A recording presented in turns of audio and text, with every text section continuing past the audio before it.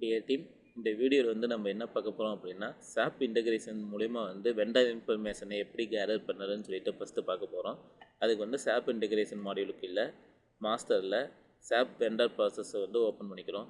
இதில் வந்து ரெண்டு டைப்பில் பண்ணிக்கலாம். அதாவது ஒன்று வந்து பார்த்திங்கன்னா ரிஜிஸ்டர் வெண்டர் எல்லாத்துக்கும் வந்து ஜிஎஸ்டி நம்பர் பேஸ் பண்ணி நம்ம வந்து வெண்டர் இன்ஃபர்மேஷன் கெட் பண்ணிக்கலாம். அதே நான் ரெஜிஸ்டர் வெண்டராக இருந்தாங்கன்னா அவங்களுக்கு SAP வெண்டர் ரெஃபரன்ஸ் நம்பரை வச்சுட்டு நம்ம இன்ஃபர்மேஷனாக கெட் பண்ணிக்கலாம். ஃபஸ்ட்டு வந்து ஜிஎஸ்டி நம்பர் வந்து ஜிஎஸ்டி நம்பர் மூலமா எப்படி வந்து கெட் பண்ணுறதுன்னு சொல்லிட்டு காமிக்க போகிறேன்.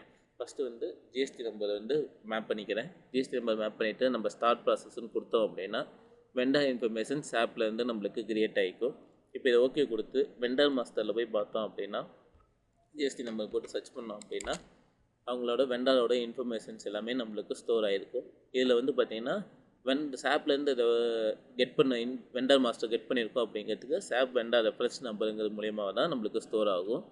இதுலேயே வந்து பார்த்திங்கன்னா சென்ட் அப்டேட் டு SAPன்னு ஒன்று இருக்கும். இது எதுக்கு அப்படின்னா நம்மளோட வெண்டர் மாஸ்டரில் ஏதாச்சும் வந்து சேஞ்சஸ் பண்ண போகிறோம் அப்படின்னா, அதாவது நேமு இல்லை லொக்கேஷனில் வந்து வெண்டரோட அட்ரஸ்ஸு, அதே மாதிரி கான்டாக்ட் யூஸரில் வெண்டரோட கான்டாக்ட் பர்சன் நேமு, அதை இமெயில் ஐடி, ஃபோன் நம்பர் ஏதாச்சும் நம்ம சேஞ்ச் பண்ண போகிறோம் அப்படின்னா இதெல்லாம் சேஞ்ச் பண்ணிவிட்டு நம்ம சென்ட் அப்டேட் டு SAPன்னு கொடுத்தோம்னா இது வந்து SAP மாஸ்டரில் போயிட்டு அப்டேட் ஆகிக்கும். இதே மாதிரி ஜல்தி டாட் ஸ்டோர் வீடியோஸ் எல்லாம் பார்க்கணும் அப்படின்னா ஜல்தி டாட் ஸ்டோர் சைட்டில் போயிட்டு பார்த்துக்கலாம். Thank you team.